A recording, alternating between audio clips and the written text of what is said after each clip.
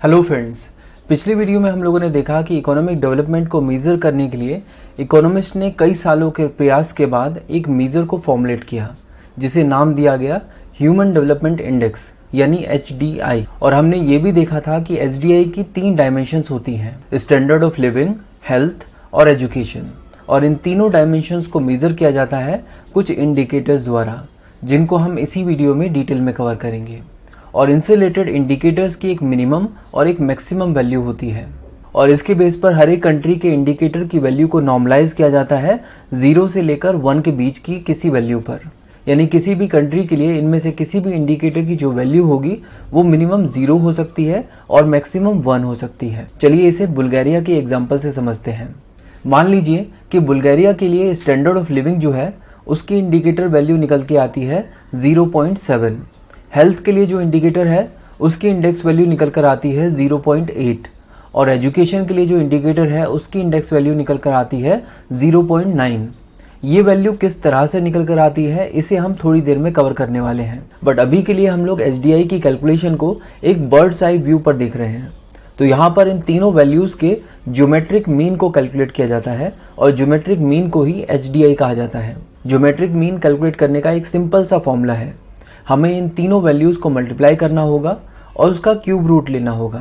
तो जो वैल्यू निकल कर आएगी वो होगी 0.795। तो इसका मतलब ये हुआ कि बुल्गारिया का ह्यूमन डेवलपमेंट इंडेक्स 0.795 है। बट अभी ये टॉपिक ख़त्म नहीं हुआ है, क्योंकि अभी हमें हर एक डायमेंशन के इंडिकेटर्स के बारे में जानना है और इन इंडिकेटर्स की मैक्सिमम और मिनिमम वैल्यूज़ को भी जानना है। क्योंकि ये जो 0 और 1 आप यहाँ पर देख रहे हैं ये तो नॉमिनल वैल्यू है हर एक इंडिकेटर की, एक्चुअल मैक्सिमम और मिनिमम वैल्यू डिफरेंट होती है।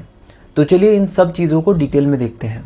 यहाँ पर हम देख सकते हैं कि स्टैंडर्ड ऑफ लिविंग का जो इंडिकेटर है वो है GNP पर कैपिटा इन परचेजिंग पावर पैरिटी और ये वैल्यू हमें डॉलर्स में मिलती है और इसीलिए जो मिनिमम वैल्यू सेट की गई है वो है $100 और मैक्सिमम वैल्यू है $75,000। इसका मतलब ये हुआ कि अगर किसी भी कंट्री की GNP पर कैपिटा इन PPP डॉलर्स 100 से कम है तो उसकी वैल्यू 0 हो जाएगी और अगर किसी भी कंट्री की GNP पर कैपिटा इन PPP डॉलर्स 75,000 या उससे ज़्यादा है तो उसकी वैल्यू 1 हो जाएगी। और अगर किसी भी कंट्री की GNP per capita in PPP dollars in दोनों वैल्यूज़ के बीच की किसी वैल्यू है तो ऐसे में उसकी वैल्यू को कैलकुलेट किया जाएगा और ये वैल्यू 0 से 1 के बीच में निकल कर आएगी। और इसीलिए यहाँ पर गोल पोस्ट वैल्यूज़ 0 और 1 है, क्योंकि किसी भी कंट्री के लिए किसी भी इंडिकेटर की वैल्यू ना तो 0 से कम हो सकती है और ना ही 1 से ज़्यादा। चलिए अब देखते हैं हेल्थ से रिलेटेड इंडिकेटर। ये है लाइफ एक्सपेक्टेंसी इन ईयर्स और इसके लिए जो मिनिमम वैल्यू है वो है 20 ईयर्स और मैक्सिमम वैल्यू है 85 ईयर्स। HDI की नेक्स्ट डायमेंशन है एजुकेशन और एजुकेशन के लिए 2 इंडिकेटर्स को यूज किया जाता है, एक्सपेक्टेड ईयर्स ऑफ स्कूलिंग और mean year of schooling. Expected years of schooling की जो मिनिमम वैल्यू है वो है 0 और मैक्सिमम वैल्यू है 18 और मीन ईयर ऑफ स्कूलिंग की जो मिनिमम वैल्यू है वो है 0 और मैक्सिमम वैल्यू है 15। चलिए अब इन इंडिकेटर्स का मीनिंग समझते हैं। GNP पर कैपिटा इन PPP डॉलर्स को हम ऑलरेडी पढ़ चुके हैं, इसीलिए हम लोग बाकी के इंडिकेटर्स पर फोकस करेंगे। शुरुआत करते हैं लाइफ एक्सपेक्टेंसी इन ईयर्स से। लाइफ एक्सपेक्टेंसी का मतलब ये होता है कि अगर आज कोई बच्चा पैदा हुआ है तो जिस भी देश में वो पैदा हुआ है उस देश के करंट मोर्टेलिटी रेट के हिसाब से वो बच्चा कितने सालों तक जीवित रह पाएगा, यानी उसके जो जीवन काल है वो कितने ईयर्स का होगा, इसकी वैल्यू ईयर्स में होती है। इसके बाद जो नेक्स्ट इंडिकेटर है वो है एक्सपेक्टेड ईयर्स ऑफ स्कूलिंग। यहाँ पर हम लोग किसी भी देश की प्रिवेलिंग कंडीशंस के हिसाब से ये देखते हैं कि किसी भी बच्चे को कितने ईयर्स की एजुकेशन मिल सकती है। नेक्स्ट इंडिकेटर है मीन ईयर्स ऑफ स्कूलिंग। यहाँ पर देखा जाता है कि किसी पर्टिकुलर देश के अंदर जितने भी लोग 25 साल से ज़्यादा के हैं उनको कितने ईयर्स की एजुकेशन मिली हुई है, उन्होंने कितने ईयर्स की फॉर्मल एजुकेशन अटेंड की है। चलिए इन सब चीज़ों को और बेहतर ढंग से समझने के लिए इंडिया की एक्चुअल वैल्यूज़ को रखते हैं और सबसे पहले हेल्थ के डेटा को देखते हैं। हमारे देश में जो लाइफ एक्सपेक्टेंसी है वो है 67.2 ईयर्स और अगर हम लोग हेल्थ की इंडेक्स वैल्यू को कैलकुलेट करना चाहते हैं तो इसके लिए जो फॉर्मूला है वो है actual value minus minimum value divided by maximum value minus minimum value. तो अगर हम लोग यहाँ पर वैल्यूज़ को पुट करें तो ये हो जाएगा 67.2 माइनस 20 डिवाइडेड बाय 85 माइनस 20। तो जो वैल्यू निकल कर आएगी वो होगी 0.726। इसका मतलब ये हुआ कि इंडिया के केस में हेल्थ की जो इंडेक्स वैल्यू है वो है 0.726। इसके बाद अगर हम लोग इंडिया के केस में एक्सपेक्टेड ईयर्स ऑफ स्कूलिंग्स को देखें तो ये वैल्यू है 11.9 ईयर्स और मीन ईयर ऑफ स्कूलिंग है 6.7 ईयर्स। तो यहाँ पर भी हम सेम फॉर्मूले को अप्लाई करके इसके बेस पर वैल्यूज़ को कैलकुलेट करेंगे।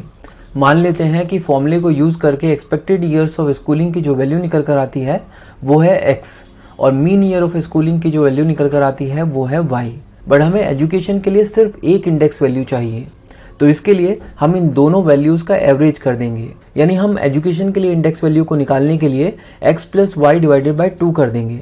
बेसिकली हम लोग यहाँ पर इन दोनों वैल्यूज़ का अरिथमेटिक मीन ले रहे हैं। अब बात करते हैं स्टैंडर्ड ऑफ लिविंग की। हमारे देश में GNP पर कैपिटा इन PPP डॉलर्स की वैल्यू है $6,590 और इसके लिए भी हमें इंडेक्स वैल्यू को कैलकुलेट करना होगा। बट प्रॉब्लम ये है कि ये जो फॉर्मूला हमने हेल्थ और एजुकेशन के लिए यूज़ किया है वो फॉर्मूला यहाँ पर नहीं चल पाएगा। इसीलिए हमें इस फॉर्मूले में जितनी भी वैल्यूज़ हैं उनकी लॉगरिथमिक वैल्यूज़ को कैलकुलेट करना होगा। इसका मतलब ये हुआ कि हमारी जो वैल्यू है वो हो जाएगी log 6590 minus log 100 divided by log 75,000 minus log 100। तो जो वैल्यू निकल कर आएगी वो स्टैंडर्ड ऑफ लिविंग की इंडेक्स वैल्यू होगी। और इन तीनों वैल्यूज़ का अगर हम लोग ज्योमेट्रिक मीन ले लें तो वही वैल्यू बन जाएगी HDI।